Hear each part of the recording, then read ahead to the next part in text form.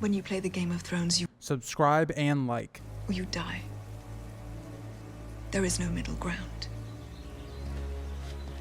All right, hello YouTube. Welcome back to the Grease Goblin Jr. channel. Today's video, we are going to be talking about Randyll Tarly in The Winds of Winter. Now, this character is very fascinating because unlike a lot of the other characters in the story, going into Winds of Winter, he doesn't really have any mentions of where he truly is. We are pretty much assuming that he's with Mace Tyrell, heading towards Storm's End to deal with Aegon. It's not exactly confirmed because, again, we don't have any POVs of Cersei from the Winds of Winter. We don't really have any of that plot line outside of what we get from Arianne. Now, that doesn't really mention much about Randyll Tarly. So we're going to have to kind of figure out what happened. So before we get into the predictions, let's kind of recount what he's been up to and where he currently is. So a lot of what we see through Feast for Crows and Dance with Dragons is he's currently at Maidenpool, kind of dealing out justice, kind of hunting down all these outlaws. His son is actually going to marry one of the Mutons. That's a lot of the reason why he's there. And he only leaves there when Marjorie has been imprisoned. He goes straight to King's Landing, getting there before Mace Tyrell. He's then forced to take an oath that he will bring Marjorie back for the trial. And then we see him in A Dance with Dragons being named to a small council position by Kevin Lannister as he realizes Randyll Tarly's value, and he's also trying to repair that relationship.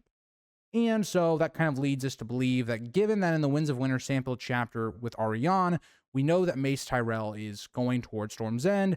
That only occurs, and this is what Mace Tyrell says in his own words in A Dance with Dragons in Kevin's last chapter, that he'll leave once Marjorie is found innocent. And so we have to assume that she was found innocent and that he is now marching away from King's Landing. This could all be changed by George, of course. It is just Winds of Winter. Sample chapters could always be redone. But based upon that, I would assume Randyll Tarly is probably going to deal with the Golden Company with Mace Tyrell as well. Now, there's more to also talk about before we even get into this possible battle that's going to happen. So the first thing that we have to kind of think about here is, who is Randyll Tarly? What has he kind of gone through in his life that would maybe affect his decision-making going forward? Now, Randyll Tarly is somebody that has almost always been overlooked, even though many people believe he is like the true danger of the Reach. Kevin Lannister, in his own head and words, thinks that Mace Tyrell isn't the real threat of the Reach. It's Randyll Tarly. Remember, Randyll Tarly is the only one that really ever actually beat Robert Baratheon in a battle at the Battle of Ashford. If it had gone differently, Robert's Rebellion could have died right there. But does Randyll Tarly really get the credit for that? No, it goes to Mace Tyrell. If you think about everything that happens in the normal story, everything is overlooking Randyll Tarly. You think about him as he backs Mace Tyrell with Renly. Even when all that is resolved and we're kind of dealing with who is going to get Brightwater Keep, the place of the Florence, it would seem natural that it would actually go to Randyll Tarly, given the fact that his wife is the eldest daughter of Lord Alistair Florent. Well, that doesn't occur. The castle actually ends up going to Mace Tyrell's second son, Garland Tyrell, who we see quite a lot in A Storm of Swords through kind of Tyrion's eyes. And so that is very important because this is something that Randyll Tarly would feel slighted on. The same way that Stannis feels slighted about the idea of Storm's End going to Renly, Randyll Tarly would have felt the same. Remember, Randyll Tarly is an ambitious man. Even though he's, the soldier type and all those things, he is still very ambitious. He tries to have Samwell, at being presented at Highgarden. He's then presented to the Red Wines. He even wanted Samwell to be a page and a squire. He worries so much about his line that he basically exiles Sam or threatens to kill him, making Dickon his actual heir. He is somebody that definitely is ambitious and wants power and things like that. And so at every kind of stage of his life, it seems like he's been overlooked. He's been in Mace Tyrell's shadow because Mace Tyrell takes all of the glory and all of the rewards that Randyll Tarly has really been the one carrying out.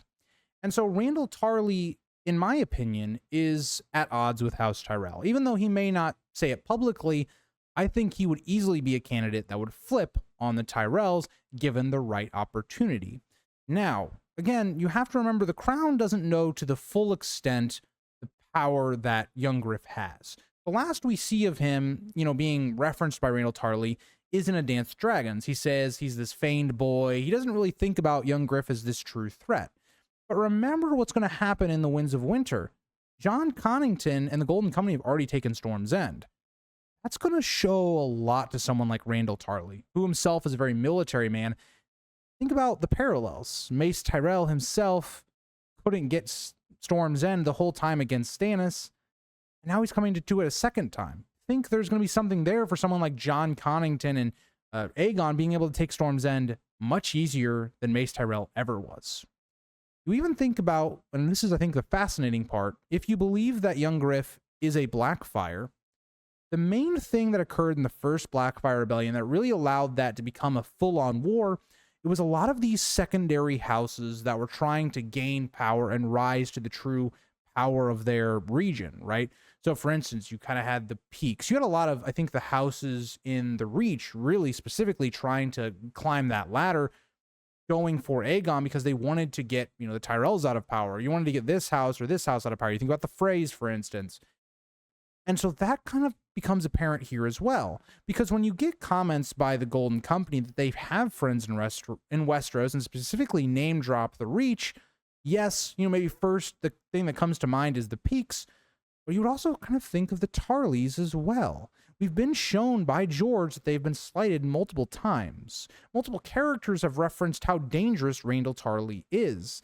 And you kind of get thinking even more, okay, well, does it make sense for Randyll Tarly to die here? It seems like there's still some unresolved conflict between him and Samwell, and you would assume we're going to see one more, interaction between the two.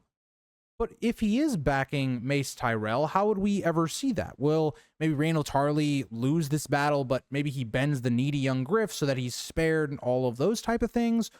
Or will it be more importantly, it'll be that Randyll Tarly flips on Mace Tyrell? Now, this could be done two ways. One, Randyll plans that out the whole time, right? As they're going to the battle, maybe he has some secret negotiations with the Golden Company forces, and he just backstabs Mace Tyrell during the battle. Or maybe it's not that simple. Maybe it's the battle starts going a certain way in terms of going against the Reach. Maybe the Golden Company start the battle out really hot. Again, they are more seasoned warriors and fighters and better military tactics than the Reach. The Reach, outside of Randyll Tarly and what he's been able to do, haven't really done much fighting in this war or even wars in the past. That could have a major advantage to the Golden Company. You think about what Catelyn, talks about when she looks at the army of the Reach, the Knights of Summer, and that whole idea. This would be the perfect opportunity for some of these houses in the Reach to flip on Mace Tyrell. And so I think the early part of the book will be Randyll Tarly getting into the good graces of young Griff's faction. Now, I do think, after young Griff has taken the throne, I could very easily see Randyll Tarly, who goes back to Hornhill. Maybe even after this battle, he goes back to Hornhill, getting his house in order and all these things. And that's when we see him meet up with Samwell. As Samwell, he's going to have to leave Old Town at some point. He can't stay there the whole book. That just doesn't make much sense in terms of him being relevant to the end game of this story, unless we do inevitably see maybe some other book in between Winds of Winter and A Dream of Spring, which, again, I think it's very unlikely that we're going to get any book outside of Winds of Winter, just based upon the way George has talked about it, but we're not going to go into that in this video. I think we will see Samwell and Randyll Tarly have some final conflict. I didn't mind the way the show went about it, where you have Samwell not taking it, finally standing up to his father, taking the ancestral sword of the Tarlys. I liked a lot of the way that was done. I don't think it was executed the best, but I think the idea and what was kind of being crafted was in the right ballpark. I just think George would execute those things better, and so I really do think that we'll see Randyll Tarly survive this book, but I do think, his inevitable death, him dying to Daenerys, in a battle, fire, 2.0 or whatever you want to say, makes a lot of sense.